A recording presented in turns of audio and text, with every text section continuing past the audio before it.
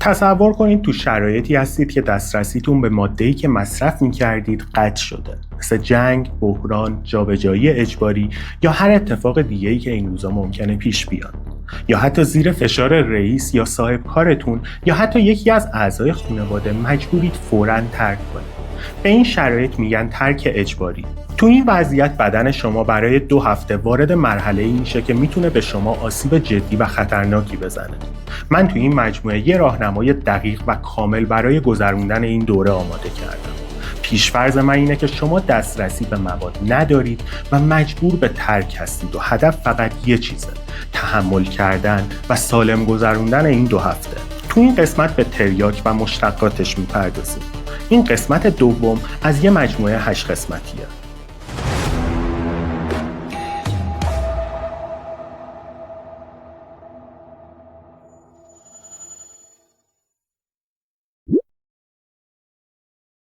تریاک و مشتقاتش مثل مورفین، هروئین و کدئین یه دسته از مواد هستن به اسم اوپیویدها. این مواد تو مغز به گیرنده هایی میچسبن که وظیفه‌شون کاهش درد، ایجاد آرامش و تنظیم تنفسه. وقتی شما تریاک مصرف میکنید، مغز فکر میکنه یه منبع همیشگی برای آرامش و بیدردی از بیرون میاد. پس تولید مواد اصلی خودش، یعنی همون اندورفین ها رو کم میکنه یا قطع میکنه. بدن شما به این وضعیت عادت میکنه و گیرنده ها همیشه منتظر ماده هستن. سیستم گوارش، سیستم عصبی و مرکز تنفستون بر اساس حضور ماده تنظیم میشن. حالا ماده رو بردارید، بدن میمونه و با گیرنده هایی و سیستم هایی که دیگه نمیتونن خودشون به تنهایی کار کنن. برخلاف ترک الکل یا بنزودیازپین ها، ترک تریاک و مشتقاتش به ندرت میتونه باعث مرگ مستقیم بشه. قلب از کار نمیافته، تشنج نمی کنید و مغز دچار روانپریشی نمیشه. اما چرا میگیم فلج کننده است؟ چون علائم انقدر شدیدن و طاقت فرسان که ممکنه نتونید آب بخورید، نتونید بخوابید و نتونید تصمیم بگیرید. این ناتوانی میتونه غیر مستقیم شما رو در معرض خطر قرار بده. مثلا از بیابی یا از بیخوابی چند روزه که باعث بشه سیستم ایمنیتون فرو بریزه. تو روز اول، یعنی 6 تا 12 ساعت بعد از آخرین مصرف، احساس خستگی مفرط، آبریزش بینی و چشم، خمیازه کشیدن‌های مکرر و تعریق خفیف ایجاد میشه. این علائم شبیه آنفولانزای خفیفن و یه اشتباه رایج رخ میده. فرد فکر میکنه سرما خورده و درمان اشتباهی رو میگیره. روز دوم، یعنی 24 تا 48 ساعت بعد از آخرین مصرف، بیقراری شدید، گشاد شدن مردمک‌های چشم، گرگرفتگی و لرز، درد عضلانی و استخوانی و بیخوابی ایجاد میشن.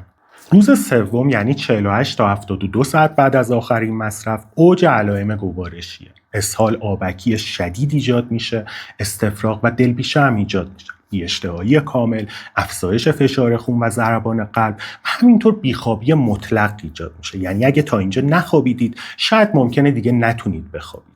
انزال خود به خودی تو مردان یا ارکشن دردناک به خاطر ترشح بیش از حد نورپینفرین هم رخ میده. روز 4 تا 7 علائم کم کم فروکش میکنن، اما اسهال و بیخوابی ممکنه بمونه. ضعف شدید، افسردگی و بی‌حوصلگی عمیق ایجاد میشه. روز 7 تا 14 علائم جسمی تقریباً از بین میرن، اما بیخوابی و اضطراب ممکنه ادامه داشته باشه. ولی ولع شدید برای مصرف دوباره تازه ایجاد میشه. اینا علائمی هستن که باید تحملشون کنید، اما با دارو کنترلشون کنید.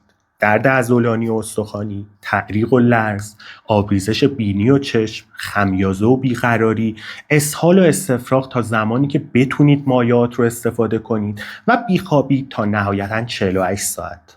اما اینا علائم خطری هستن که هر وقت دیدیشون باید فوراً به پزشک مراجعه کنید.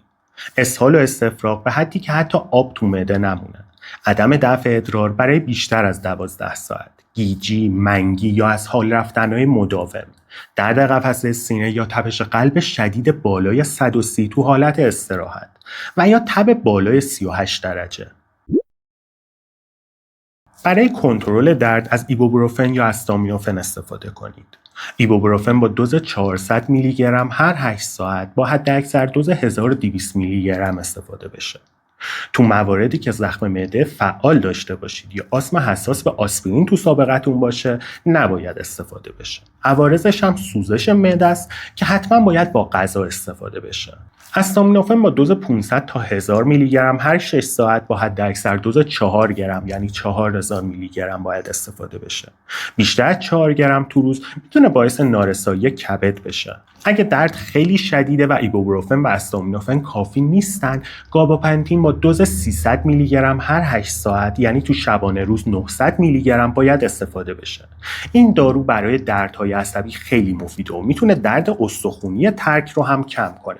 عوارضش خواب‌آلودگی و گیجیه. برای کنترل اسهال از لوپرامید یا دیفنوکسیلات استفاده کنید. لوپرامید با دوز 4 میلی گرم بعد از اولین نوبت اسهال و بعدش 2 میلی گرم به ازای هر بار اسهال باید استفاده بشه. حداکثر دوز روزانه 16 میلی گرمه که حتما باید رعایت بشه، چون دوزهای بالای لوپرامید میتونه برای قلب سمی باشه و باعث آسیب قلبی بشه. اگه لوپرامید در دسترس نبود و تحت نظر پزشک، دیفنوکسیلات استفاده کنید با دوز 2.5 تا 5 میلی گرم هر 6 ساعت و حداکثر دوز روزانه 20 میلی گرم. این دارو یه اوپیویده، یعنی یه اوپیوید ضعیفه و ممکنه وابستگی ایجاد کنه. فقط تو موارد شدید و به صورت کوتاه مدت باید استفاده بشه.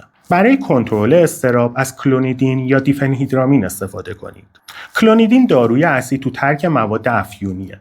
مکانیسمش اینه که فشار خون رو کم میکنه و علائم فیزیکی ترک مثل تپش قلب، تعریق و لرز رو کاهش میده.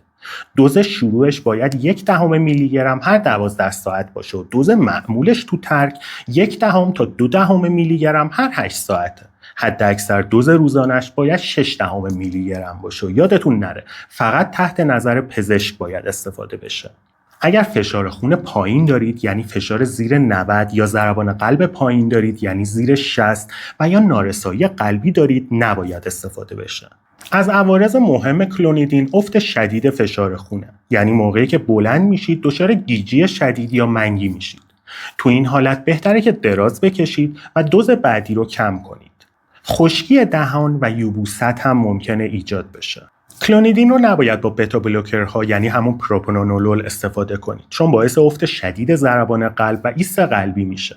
همینطور با الکل به هیچ وجه نباید ترکیب بشه، چون افت فشار خون خطرناکی ایجاد میکنه. اگر کلونیدین در دسترس ندارید یا منع مصرف دارید، دیفنهیدرامین باید استفاده کنید با دوز 25 تا 50 میلی گرم هر 8 ساعت برای خواب و آرامش خفیف. عوارضش خواب‌آلودگی و خشکی دهانه. بیخوابی تو ترک مواد افیونی 2 تا بخش داره. یکی تو چند روز اول که به خاطر طوفان هورمونیه و یکی بعد از روز هفتم که به خاطر افسردگی و به هم ریختگی ریتم شبانه روزیه. برای خواب تو هفته اول از کلونیدین استفاده کنید. یعنی دوز کلونیدین رو نزدیک خواب استفاده کنید، چون خودش خواب آوره. اگه کلونیدین کافی نبود از دیفنهیدرامین با دوز 50 میلی گرم قبل خواب استفاده کنید. تو مواردی که بیخوابی با اضطراب شدید همراهه، اگه دیاسپام یا لوراسپام در دسترس داشتید با دوز کم قبل خواب استفاده کنید.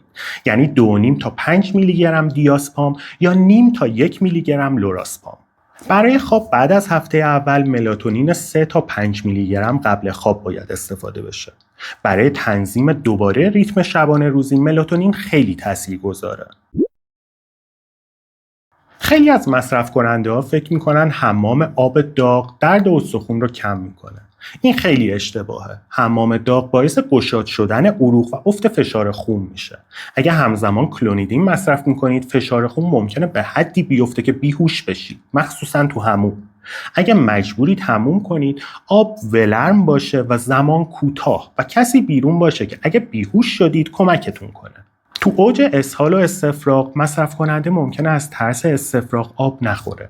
این خیلی اشتباه مرگاوریه. باید جرعه و مداوم مایعات استفاده بشه، حتی اگه حالت تهوع هم داشته باشید.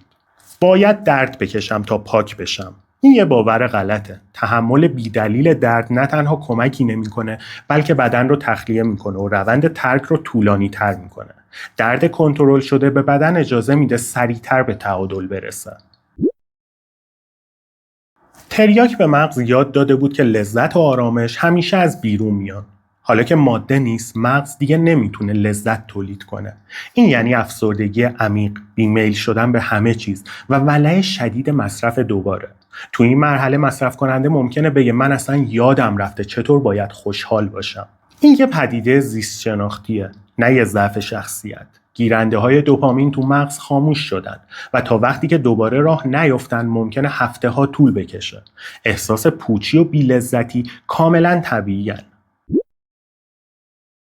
اگه تو این 2 هفته هر کدوم از این علائم رو دیدید، باید بلافاصله به پزشک یا مرکز درمانی مراجعه کنید. افکار خودکشی خیلی شایعه. مغز میگه اگه قراره همیشه اینطوری بمونم، پس بهتره که نمونم. عدم توانایی تو نگه داشتن مایعات برای بیشتر از 24 ساعت. درد قفسه سینه یا تنگی نفس، تب و لرز شدید هم یکی از علائم خطرناکه. تاری دید یا دوبینی مداوم و همینطور توهم. ترک تریاک و مشتقاتش کشنده نیست، اما اونقدر طاقت فرساست که ممکنه تسلیمتون کنه.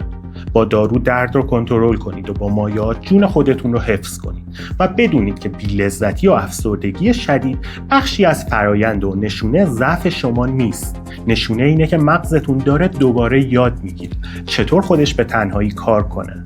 فراموش نکن ذهنتو تو این 2 هفته مدام التماس میکنه که تسلیم بشی. هر بار که تسلیم نمیشی، یه قدم به بازگشت به خودت نزدیکتر میشی. موفق باشی.